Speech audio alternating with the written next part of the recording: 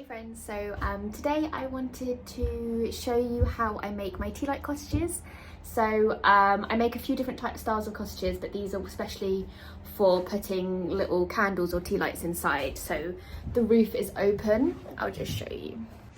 So they start out life kind of like this as a block, but then I carve out the inside. So the roof is open so you can put a tea light inside. I'll just show you some of my other ones actually. I'm making a big batch for my next kiln opening in May, but I think this probably will go out afterwards, but I'll link it down below in case you want to have a look. I have these kind of wax melt ones, and then also these ones for incense, so they have a roof with the chimney. So they kind of all start out as these blocks of clay. And then these are ones that I've glazed, ready for the firing, and then here are some bisque ones. So these are the ones I'm doing today. So I have some tea lights. These are actually smaller ones that I use for holding matchsticks, and then these are actually bigger ones for incense as well. But today I'm going to show you my tea light ones. I love it here with my cottages behind. Hello. So yeah, sorry, for the tea light cottages, I start off with 1.5 kg of clay.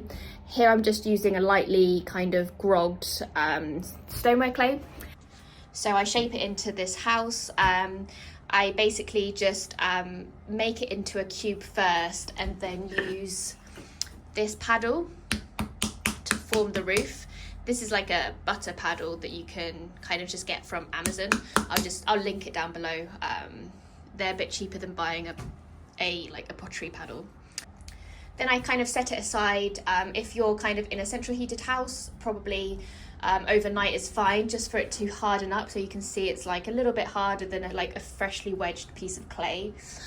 Or if it's kind of sunny outside, it is quite sunny now. You can probably leave that out for a day and then it should be fine. So I just like to hollow it out once it's a bit firmer, just so it's not too sticky and it's easier for you to take kind of the clay out. So what I'll do, I'm about to do this one. I'm gonna put you on my stand. Yeah. So for this one, I'm actually going to be doing some shell imprints. Sometimes I leave them plain, sometimes I use, I'll kind of show you, I have these kind of orange slices, look nice. I have a load of different shells I like to use. So because I'm gonna have a door here, I'm gonna do some pressing here. And I do this while it's still a block so that I have something to press into. And I think I'll have one up here. And then probably, if I have a door there, it'd be nice to actually have, maybe if I have a door there, window up there, I might have one coming down from the top.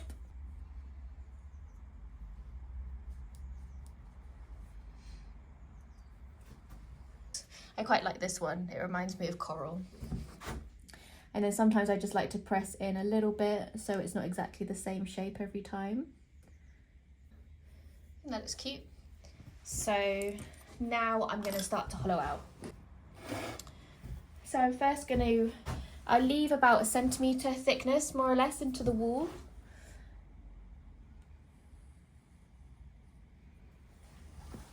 Something like that. And then keep going.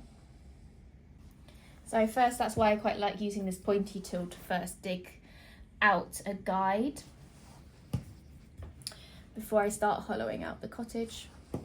But yeah, now I'm kind of just digging out that excess clay from the middle. And then now it's more or less flat, I'm going to go again and dig out using the pointy end. Just like that.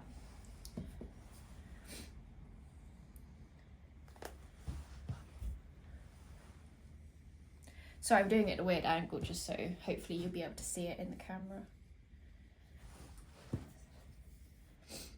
So that's more or less given me a bit of a guide. So I'll show you inside. Oh, it's stuck a bit, okay. So this is kind of the guide I've marked out, and now I'm just gonna straight up dig out everything. So that's when I'm gonna switch to this tool. I kind of like doing it like in layers. So I first take a strip off like that. And I'm just going to keep going down, digging out all of the clay in like little strips. So here you can kind of see I've gone all the way to the bottom. Now all that clay is out, and I actually leave not too much clay in the base because I find the thicker you leave the base, the more likely it's going to crack at the bottom. So I actually make that quite thin. It's probably 0.5 centimetre. And then now I'm just going to bring the tool up the sides just to remove that bulk of clay. So that's really it for the first step. So that's all hollowed out now. What I'll do is set this aside. In the studio it'll probably be like 2 or 3 days, but in the house it would be overnight. If I want to speed it up in like a central heated place, I would leave that overnight and I could come and carve it tomorrow. So you're looking for it to be on the firmer side, probably to kind of like leather hard, but I'll show you once this guy's dried out what I mean. Hey friends, so it's the second day. Yesterday I hollowed out a load of Tealight cottages, which I showed you, and today I'm going to be carving them and finishing them up. So I'll just switch you around and show you the ones I've been doing today. So these are a load I've finished. So you can see that I've added some windows and some tiled roofs, and these smaller ones are for matchsticks, so they look so cute all together. This one's quite nice actually. The shells there look cute. So I have this one left to do. So this is the one I'm going to show you today. And I'll just pop you up again on my little stand. So yeah, so now you can see that it's firmed up quite a lot. So it's quite hard to move it actually, but it's still kind of soft so that I can carve it. Soft enough that I can carve it. It's quite bad if you leave it to dry too much because it makes it really hard to carve. So I first just clean up the bottom. So I'm just going to clean the bottom up. I just take the top layer of clay off just to smooth that out so it's a bit neater. And then I also just bang it on the surface of the table, and that just flattens it out. And then I use one of these kind of DIY tools. I quite like using this to carve a little bit of a bevel into the bottom, and that just neatens it up around the base. Just squares off the house nicely and just gives kind of a sharp line, which I quite like. I usually wax the bottom and glaze up to this line. It just makes the whole house look a bit neater. So yeah, I'm just gonna pop my maker's mark in there. Then I use one of these kind of like pointed scalpels, and I start to just clean up this edge. So I'm just gonna take away some of the excess clay around the edge of the house. So now it's kind of, the edges have been trimmed off basically. So next I again use that same tool I used for the bottom and just run it over the base just to make sure that's nice and smooth. And also if it's kind of a bit wonky, you really want that base to be flat because we're going to be putting a tea light in there, so you don't want your tea light to be wonky because it'll burn funny. Just kind of running that tool up the wall with my hand on the outside just to make sure I don't make a hole. And then I just take that excess clay out of the wall so that it's kind of much neater, and it will do a few things. So lighten your piece up so that you know, it's not really heavy. But I want to cut out some windows and doors, so having a thinner wall will really help with this process to make it just like a cleaner cut. If it's a bit too thick, it's quite tricky to cut out those doors or windows, and then it kind of looks a bit messy. Yeah, so that's all of the walls now, all hollowed out nice and smooth in there. One last thing I'm going to do to the middle is use a sponge and really just smooth those walls over. So I quite like using these diamond core tools. I have a few different, I'll show you my other one. I have this squared off one and this is a round one. It just gives a nice different effect of the tiles. I'm going to use the rounded one today. So just take some carvings to make it look like roof tiles. So yeah, that's the roof. Let's have a look. I think that's going to be the back, this will be the front. So now I'm just going to kind of imagine the door where I want it to be and cut that out. I would recommend drawing it out just gently if you're a bit worried about making a mistake when you're cutting out your doors or windows. So yeah, if you can always draw it out if you're not as confident as what you want the shape to look like before you actually commit to cutting them out. And then now I'm going to do kind of like a cross window, so I'm going to cut out these like 4 little squares so it looks like a traditional like crossed window, like that. So that's what the front's going to look like, kind of cute. And then on this I go around and just cut out windows on all sides, just because it's kind of like a tea light. I want the light to shine through on each of the walls. I think is nice. You can also like cut out different shapes if you want to make it into like more of a lantern or kind of like luminary, is that how you say it? Where it's kind of has some like interesting shapes. Yeah, so now I'm just running a sponge over those cutouts I've done. It just really neatens everything up and just make sure that there's no like bits that have come out from the cutting, so it really just smooths over those cut marks I've made.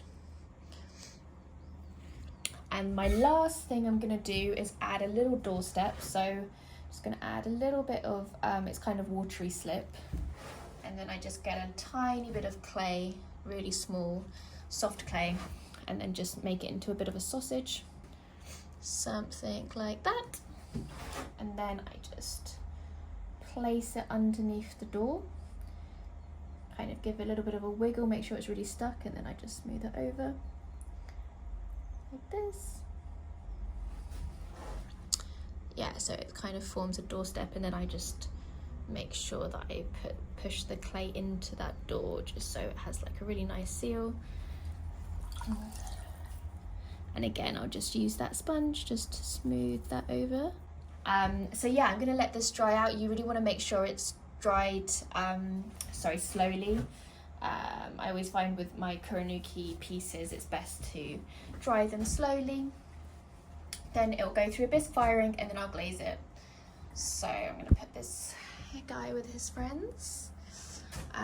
Yeah, I'm going to bisque fire them, soon, and then glaze them, but I will show you how I glaze them and then just the finished results when I pull them from the kiln. So that's there with the friends. Hey. Yeah, I just wanted to show you some of the other roof carvings I do, just so you can see the texture.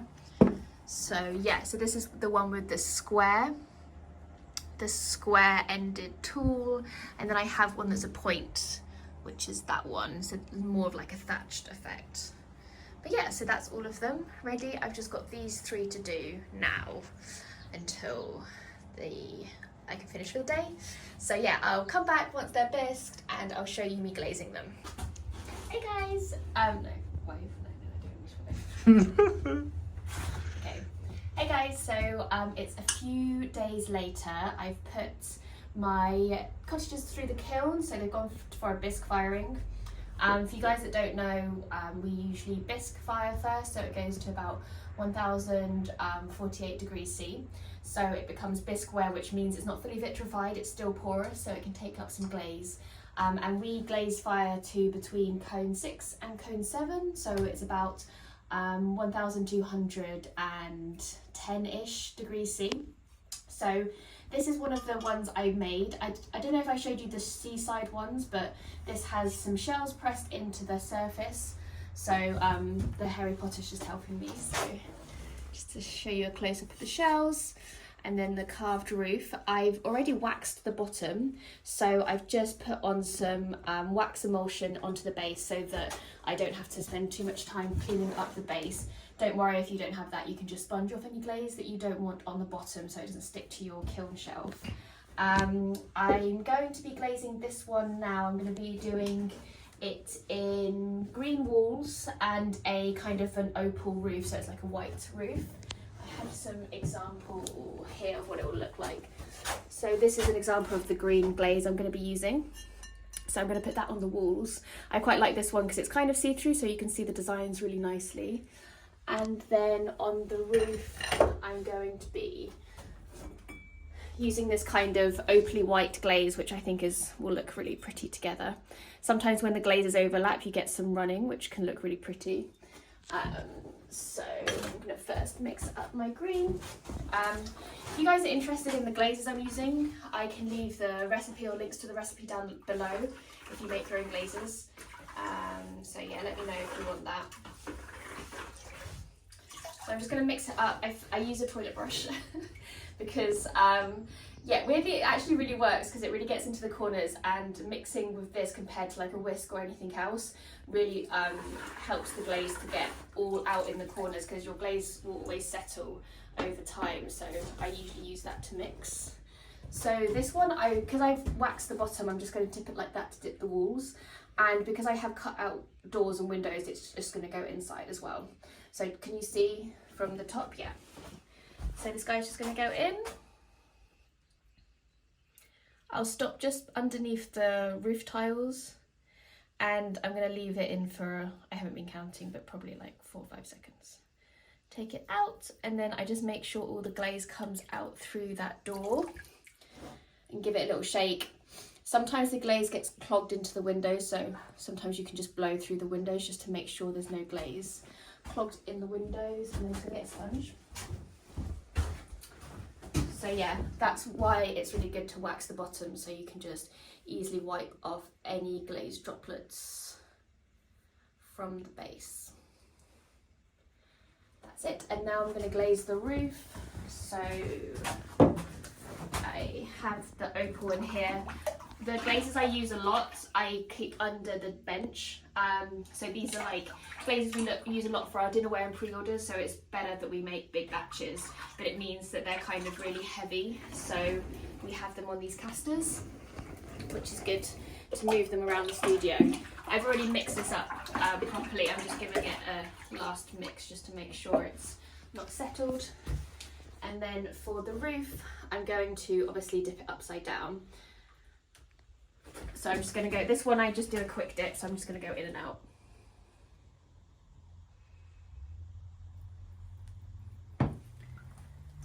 And I always think it's nice just to overlap the glazes a little bit, because you might get some like dripping coming down from like where the glazes mix. I always think it looks pretty.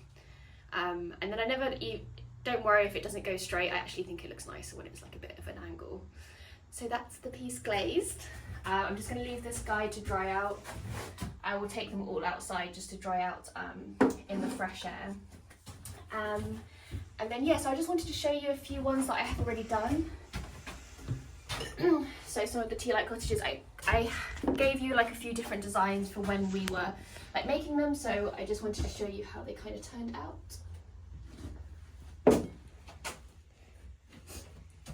So I always do like a really like selection of designs and colours. I always think it's just more fun.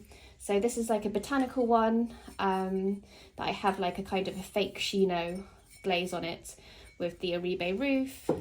This one turned out really cool. So it's like a pink and a blue, and this is where I kind of did the design by some kind of piping on some slip, kind of like slip trailing. And I'm gonna probably colour this, yeah, do some luster on this so it goes gold. I'll show you this one. This is an incense house, but I've added some gold luster. I do have a video on that if you're interested, and it's picked up the kind of the slip work quite nicely there.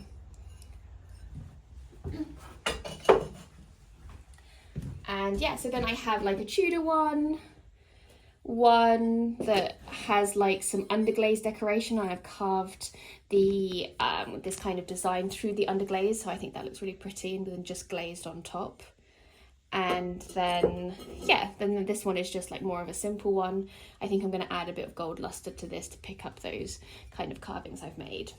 So yeah, that's it. I hope you guys enjoyed this video. I will, yeah, link anything down below, but if you're more interested in the glazes I've used and shown, I'll see if I can find the recipe or kind of link to what recipe we used on Glazing. And yeah, I'm think I'm going to be doing some more. I can't remember exactly what is coming out after this, but I hope that I'm going to be more regular with the videos, I promise. So anyway, happy pottering, bye!